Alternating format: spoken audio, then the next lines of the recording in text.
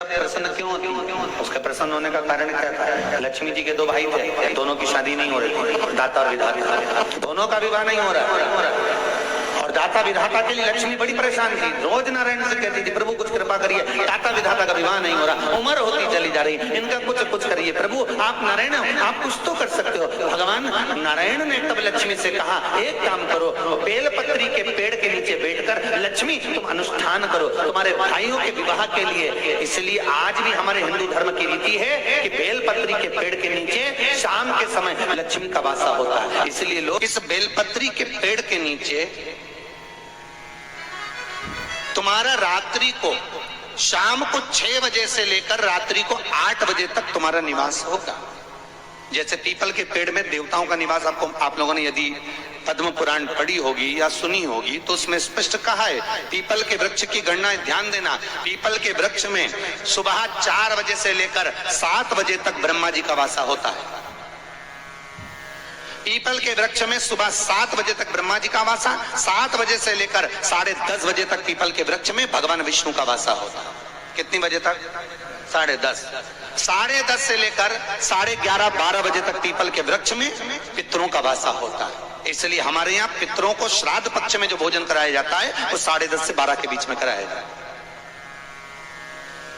12 बजे के बाद पीपल के वृक्ष में दोपहर के 1:30 बजे तक आहूतों का वासा रहता है। आहूत कौन? जो गर्भ में शांत हो गए, जो कुंवारी अवस्था में शांत हो गए, जो जन्म लेने के बाद उनका विवाह नहीं हुआ और शांत हो गए, उन आहूतों का वासा उस पीपल के वृक्ष में दोपहर में 1:30 बजे तक रहता है। उसके बाद में प्रेतों का वासा चालू होता है। इसलिए दोपहर के समय पीपल के पेड़ की परिक्रमा नहीं होती।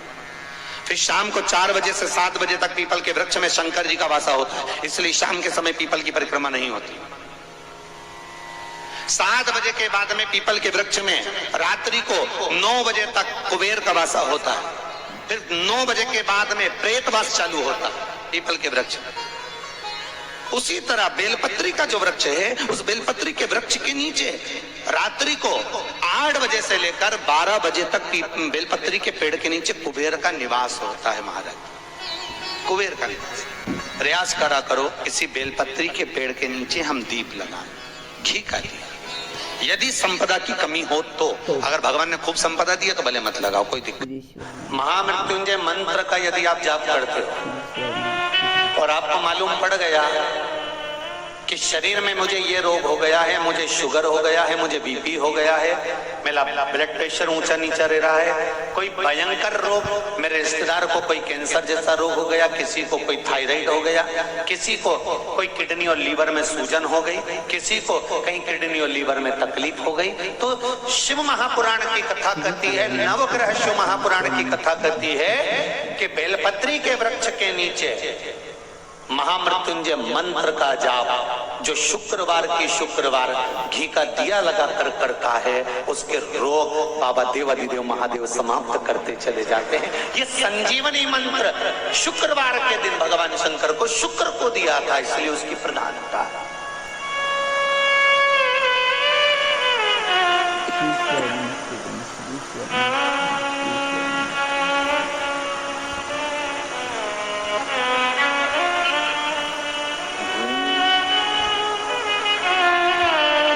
संजीवनी मंत्र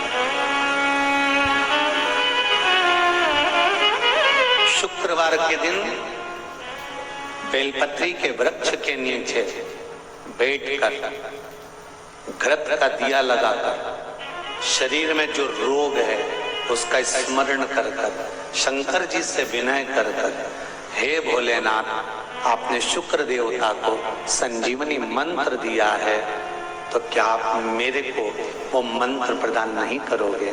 मेरे रोग, मेरी बीमारी, मेरे दुख को आप नहीं हरोगे? शिव से कहो ये शरीर आपने दिया है और भजन करने के लिए दिया है, स्मरण करने के लिए दिया है, कीर्तन करने के लिए दिया है, तो संभालोगे भी आप। और बेलपत्री की ओर मुख कर घी का दिया लगाकर महामृत्युंजय मंत्र का स्मरण कर लेने पर धीरे धीरे धीरे धीरे धीरे धीरे वो रोग समाप्ति की ओर आता चले जाता। अगर आप शंकर भगवान को एक लोटा पानी अगर शिव को समर्पित कर रहे हो, श्वेत पुष्प को रखकर शंकर जी के ऊपर सफेद फूल को चढ़ाकर अगर एक लोटा जल भी एक पात्र जल भी शंकर को समर्पित कर रहे हो, तो ये लक्ष्मी के लिए ही तो कर रहे हो। और कौन सी लक्ष्मी? पूर्ण लक्ष्मी, पूर्ण लक्ष्मी।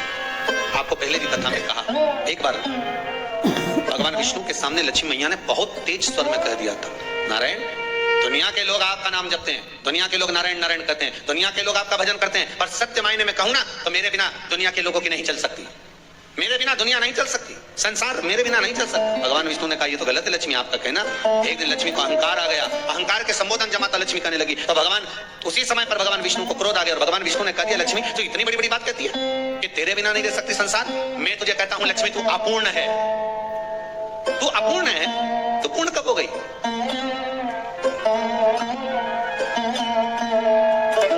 तेरी पूर्णता कहां हो गई? लक्ष्मी की आंख से आंसू बहने लगे। आज आपने मुझे अपूर्ण कहा, आपको मालूम है आप मुझे अपूर्ण कर रहे हो, आपको ये ज्ञात हो रहा है आप मुझे अपूर्ण कर रहे हो? भगवान कहते हैं हाँ लक्ष्मी मैंने तुझे अपूर्ण कहा। अपूर्णता का मतलब आप जानते हो ना? भगवान कहते हैं लक्ष्मी मैं सब जानता हूँ। लक्ष्मी रोती हुई माता सरस्वती के पास पहुंच गई। सरस्वती ने पूछा क्या बात है लक्ष्मी, क्यों रो रही हो? लक्ष्मी जी ने कहा क्या बताऊं सखी, मेरे पति ने आज मुझे अपूर्ण कर दिया। तो क्यों रो रही है तू? अपूर्ण अगर कह दिया, पति ने तो कहा है ना, तो क्यों रोना? चल मेरे साथ। और सरस्वती मैया माता लक्ष्मी को लेकर सीधे पहुंच गई माता पार्वती।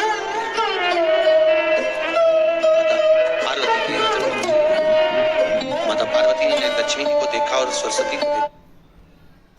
श्री शिवाय नमस्तुभ्यम। हर हर महादेव। पूज्य प्रदीप मिश्रा जी ने शुक्रवार के बहुत ही अच्छे उपाय बताए हैं और पूज्य प्रदीप मिश्रा जी ने बताया है कि शुक्रवार के दिन लक्ष्मी बहुत प्रसन्न होती है। अगर हम बेलपत्री के पेड़ के नीचे एक दीपक लगाते हैं तो हमारे घर में हमेशा धन संपदा बनी रहती है। पूज्य प्रदीप मिश्रा जी के उपाय बहुत ही अच्छे और ख़ास होते हैं, शिव पुराण से लिए गए हुए ये उपाय हैं। अगर आपको भी उपाय अच्छे लगते हैं और आप करना चाहते हैं तो प्लीज़ मेरे चैनल को लाइक कमेंट शेयर ज़रूर करिएगा। मेरा चैनल है धार्मिक वीडियो और आप भी चाहते हैं कि आपके घर में हमेशा लक्ष्मी की कृपा बनी रहे तो शुक्रवार आप बेलपत्री के पेड़ के नीचे एक दीपक लगाना शुरू कर दीजिए। आपके घर में हमेशा माता लक्ष्मी की कृपा बनी रहेगी। श्री शिवाय नमस्तुभ्यम। हर हर महादेव।